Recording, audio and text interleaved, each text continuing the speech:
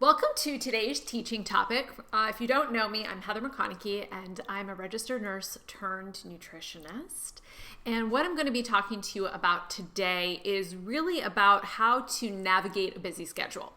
I hear from so many women who feel so overwhelmed with their schedules, the busyness of their lives, and it just feels impossible to commit to healthier habits that they want to start in their life, whether it is eating more balanced meals, cooking more meals at home, moving their body more, having time for meditation, having time for rest. I really hear that struggle. So we're going to talk about 5 things that will help you be more effective with your health goals while you are living a busy life in a busy society, a busy world. So the first thing we need to identify is the limiting belief that can really trip us up as women when we are committed to making a positive change in our life. So this applies to your nutrition, your movement, your finances, your love life, cleaning the house, anything. It's very easy to use busyness as an excuse or a reason for why we can't do certain things in our life. And look, it's legitimate to have a lot on our plate, but we also want to take responsibility and own the fact that we chose that busyness. If you have 3 children who are all in sports and do tons of activities, you chose to have children and you chose to have 3 of them and you chose to put them in activities. Those are all choices. So what we don't want to fall into is victim mindset, being at the effect of the circumstances in our lives as if I didn't cause this. How is this happening to me? Now, legitimately, there are things that happen to us in life that we don't have control over. But I would say the majority of the situations that cause busyness that I hear in people's lives are things that they do have control over, and they at least have the ability to affect change in that area of their life. So it's very common to think that you need to wait until your schedule is less busy before you can commit to your nutrition or commit to your health or your movement. And I'm going to just tell you that that is not true. That's a choice to believe that. It's an easy trap to fall into thinking with our lives that, okay, I can put this thing off until I'm less busy and less stressed. But it's really a smokescreen. It's a smokescreen for the fact that, look, making changes in life is hard, no matter what the change is. I'm going through some changes in my life right now. And it's funny because even positive changes, sometimes I have resistance to, right? I'm like, oh my God, like I wanted this thing and now it's here and it involves change and like, right? Because it's uncertainty. Change involves uncertainty. So it's very normal to have some resistance to change. And so that resistance can manifest as a smokescreen or an excuse that I'm just too busy. So if you do that, don't feel bad about it. Know that you're normal. You're a normal, living, breathing human. But let's bring awareness to it, as awareness is the first step to making the changes that we do in our life that can really improve the quality of our lives and the lives of those around us. You know, when we are looking to make changes with our nutritional habits, it can be scary to make those changes because it can often mean modulating how we use food or alcohol to cope with emotions. We might be under a false belief that we have to eliminate foods and we can never eat them again, which feels scary and can lead to Last Supper type of eating before we start something new. It can lead to overwhelm and just like being like, okay, I'm just not going to do anything right now. I'm too busy. And you rest and fall into that excuse. I think it's important to remember that it's okay to sometimes use food as a coping mechanism. We just don't want it to be the only tool in your tool belt for dealing with tough emotions in life. We want to make sure you have other tools in your tool belt. You know, when I committed to my fitness and nutrition, I was very busy. I was working as an ER nurse. It was extremely challenging. I was working 12-hour shifts. I was dealing with a lot of anxiety on the job because it required a lot of me that I didn't feel ready for. It required skills of me that I didn't feel developed in. So every day I had to show up to work and I felt anxious on the floor, taking care of patients, but I kept showing up for it because it's something that I wanted. I also started CrossFit. I was feeling a little mentally overwhelmed, anxious, a little physically, socially maxed out. But what I discovered for myself was when I started exercising, it actually helped me feel better. It wasn't a punishment. It wasn't something I was ruthlessly doing, to punish myself. It was something that helped relieve my stress.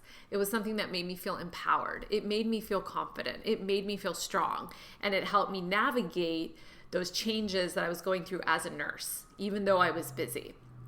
It was like a foundation that I could set my flag in and return back to 3 times a week that grounded me. It also connected me to friends and community. There was music, there was sunshine. It was just a really enjoyable, fun part of my week.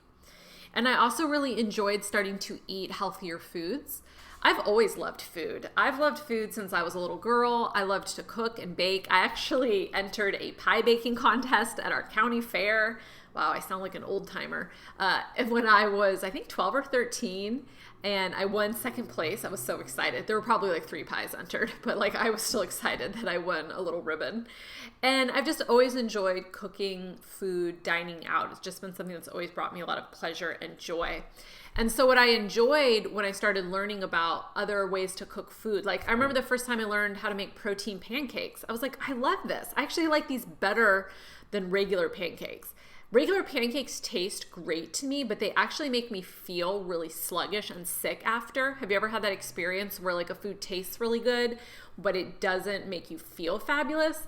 One of the journeys that I've gone through with my food is letting go of rigid food rules. So forbidding foods, for being an overly clean eater, a careful clean eater, being more intuitive with my food choices and understanding that, okay, I don't have to always eat the protein pancake, but neither do I have to eat the real pancake, quote unquote, to make sure I'm not being overly rigid. I actually don't really feel good when I eat regular pancakes, and I love my protein pancake. That said, if I want to have a pancake that's made with white flour, I will. But I loved this journey I was going through of really starting to be healthier and feel good with the food I was making, but I also loved learning and experimenting with new recipes. Okay, so here's the thing. If you want to commit to changes with your health, with your fitness, with your nutrition, you really need 5 things. And I'm going to walk you through the 5 things that are going to help you because I want you to be successful. The first thing is it will really help to have a strategy and a system laid out for you. One that an expert has developed and tested and used for the years. That will help take the guesswork out of it for you. It's a way that you can outsource your nutrition strategy to somebody and they've done all the knowledge gathering and then you can just plug and play. So when my clients come to me, I have done all the research to understand macronutrients.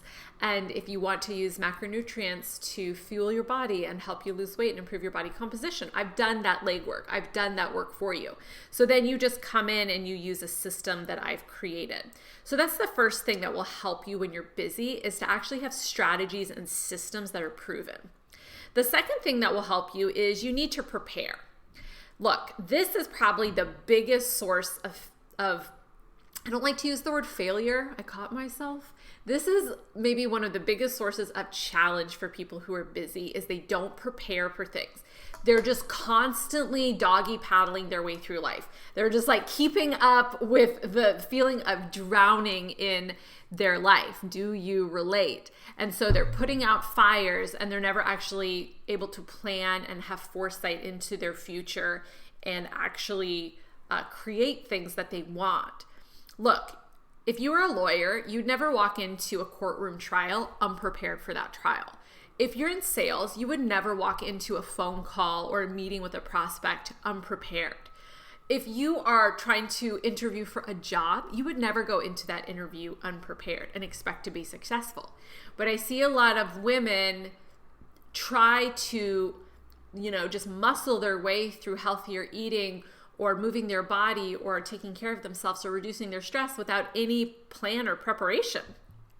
Girl, you're not going to win the war this way, okay? You got to have a battle plan to navigate all of the challenges that you are going to encounter on this journey.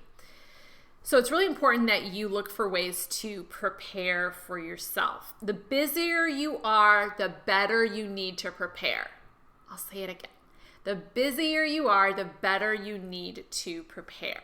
You need to stock your home with food and have a variety of foods. Have things in your pantry, have things in your freezer, have things in your fridge.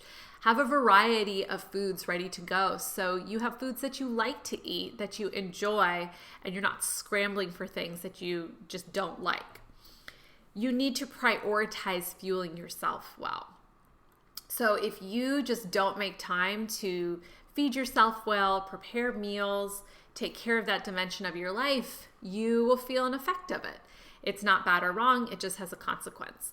When I prepare on the weekend, I make some healthy meals, I enjoy my meals through the week more, and then when I chop up vegetables or I made protein waffles this weekend, I have quick snacks that I enjoy all through the week.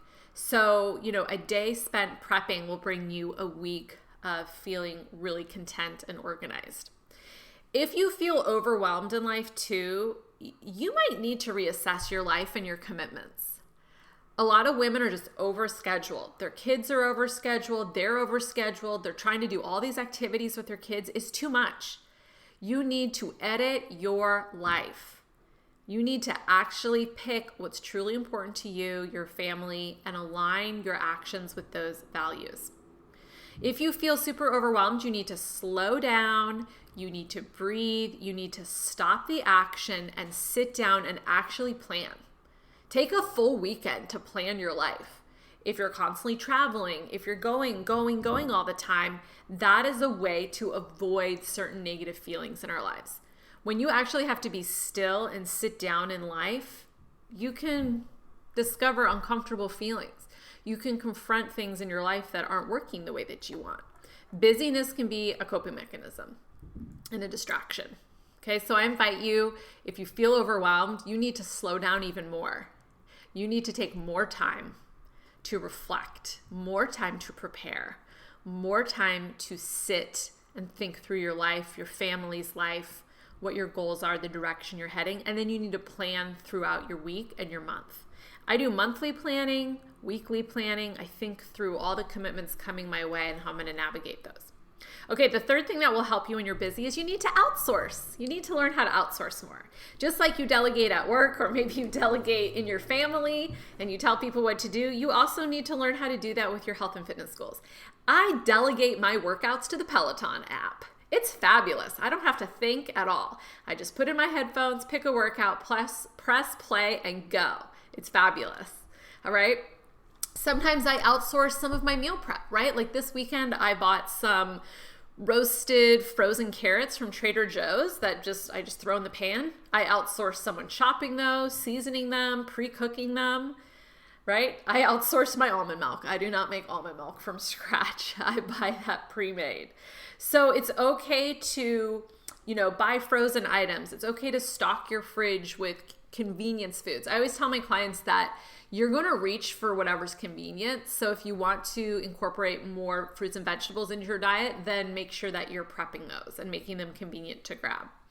You might need to prep some meals or use grocery delivery or ask your spouse to prep something. Or maybe you prep 2 of something and throw 1 in the freezer for a busy weeknight. You need to think about healthy options that you can eat out on the go. I always know roughly if I'm traveling, I can hit Dunkin' Donuts and get this breakfast sandwich. Or I know I can get this thing at Starbucks that's reasonably satisfying to me and, hits most of my nutritional kind of desires and what I'm eating. It's always good to kind of think through those things. Stop trying to do it all yourself. Okay, this is not the season to cook everything from scratch or grow an organic veggie garden and can your own beets. Unless you want to do that, unless it brings you joy. But if you're busy, if you're overwhelmed, if you're already stressed, you need to outsource more and get more off your plate. Maybe you need to hire a house cleaner. Maybe you can't afford them once a week, but once a month they could come in and do the deep clean, and then you do the weekly clean on your own, but you don't have to spend as much time.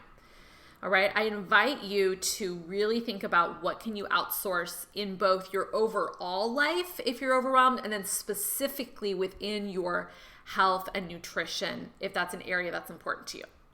Number 4, you need on-the-go solutions. If you're busy, you're going to be in your car, you're going to be going between meetings, maybe you're shuttling your kids back and forth, maybe you're going to a happy hour with friends and then a work meeting and all these things. So you need to discover on-the-go solutions. You need quick snacks that travel well. You need to know what you can order at the coffee shop or the drive-thru that's going to be aligned with your goals. You need to know the best restaurants to eat at. And you need to know how to order at those restaurants so that you are moving forward with your goals. Number 5, consistency is more important than perfection. Look, you won't be perfect. Even if your schedule is finally controlled, if you're like, oh, my schedule is finally not chaotic, I have all the time in the world, you're still not going to be perfect. You need to let go of this belief that perfection leads to results or that perfection is a desirable state. I think perfection is actually an undesirable state. That's my belief. Perfection is an undesirable state. I avoid perfection in my life. I strive for excellence in my life, but I do not believe perfection is healthy. And so that belief actually empowers me, and I avoid perfectionism. Consistency is what gives results. When I feel stuck in my life, frustrated or stagnant, I tell myself that just showing up today and being consistent is what's going to move the needle forward. I may not feel the best. I may not, think the best today. I may not be the most productive today, but I can still show up and take some form of action. And that consistency is what's going to drive my ultimate goals and satisfaction in life. You're going to have off days, but the most important thing is that you keep showing up for yourself with your goals.